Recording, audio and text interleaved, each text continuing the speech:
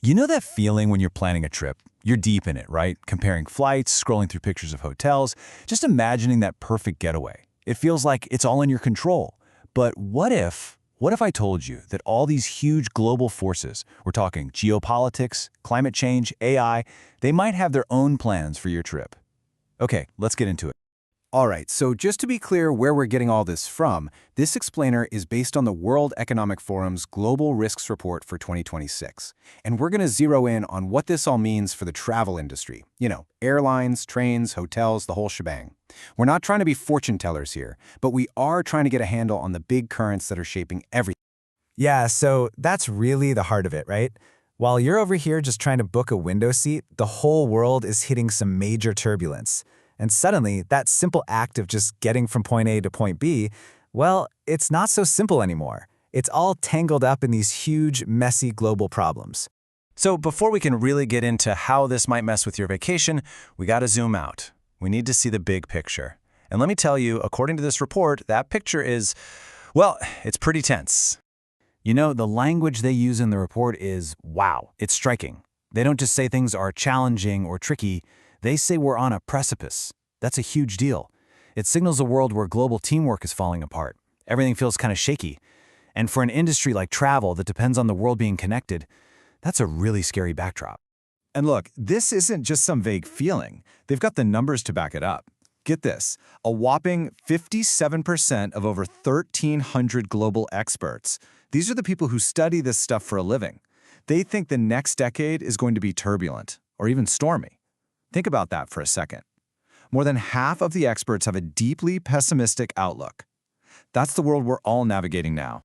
Okay, so all that global tension, it leads us right into our first big bucket of risks.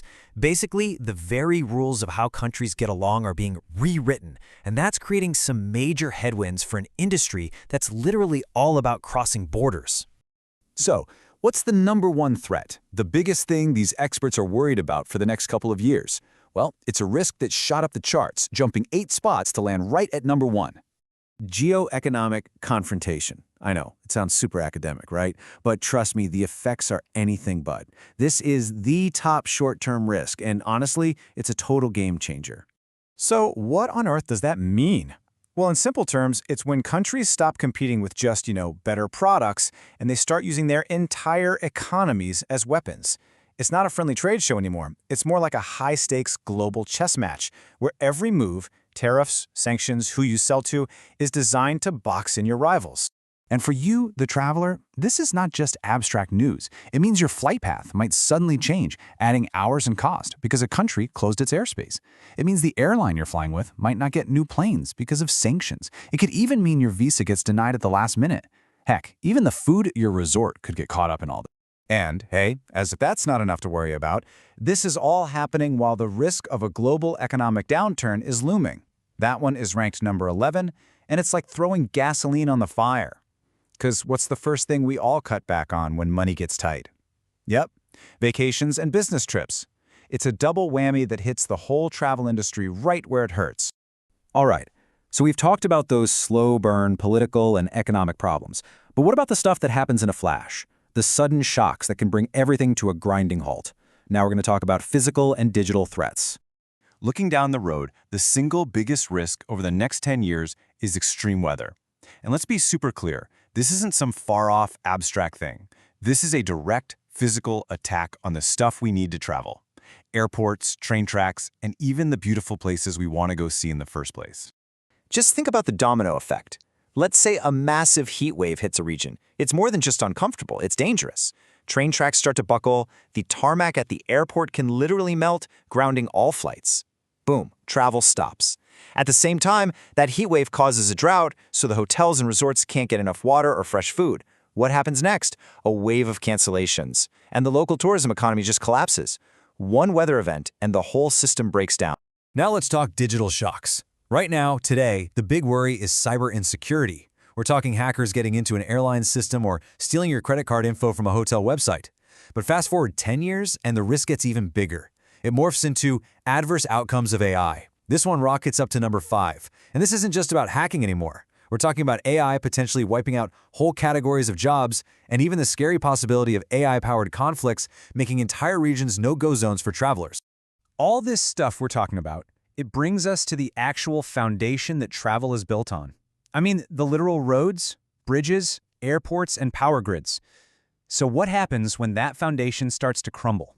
I mean, look at this. It's the kind of thing you drive by every day and probably don't even think about. But so much of our essential infrastructure is just old. It's underfunded and it's fragile. It was never designed to handle the kind of extreme weather or the sheer volume of traffic we have today. And the cost? It's just mind-blowing. The report says we're talking about a loss of at least $300 billion every year, and that's just in developing countries. All because the basics, roads, power, water, aren't reliable. That's money that could have gone into building new hotels or better airports, the very things that make you want to visit. This creates these massive choke points for travel. Think about an airport on the coast getting flooded every few years, or a power outage that takes down the entire air traffic control for a city. So what's the takeaway for you? Honestly, you should probably start planning for more delays. Build extra time into your travel plans, because our systems just don't have the wiggle room they used to. Okay, so we've hit politics, the planet, infrastructure. But at the end of the day, all of these risks boil down to people. The people who work in the travel industry, and, well, us, the people who actually do the traveling. And right now, the industry is dealing with a huge people problem. Labor shortages. They're struggling to find everyone from pilots to the person cleaning your hotel room. And this isn't just some problem for the accountants. It hits you directly. It's why the lines are longer, why there are fewer flights, why your hotel might not have daily housekeeping.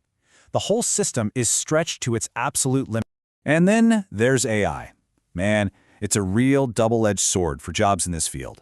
On the one hand, you have this risk of a white-collar rust belt, AI taking over jobs in management, planning, even at travel agencies. But on the other hand, it could open up brand new jobs we can't even dream of yet.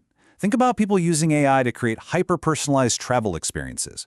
So, it's not as simple as robots are taking our jobs. It's way more complicated. The entire workforce is about to get a major shakeup. Which kind of brings us to the biggest question of all, doesn't it?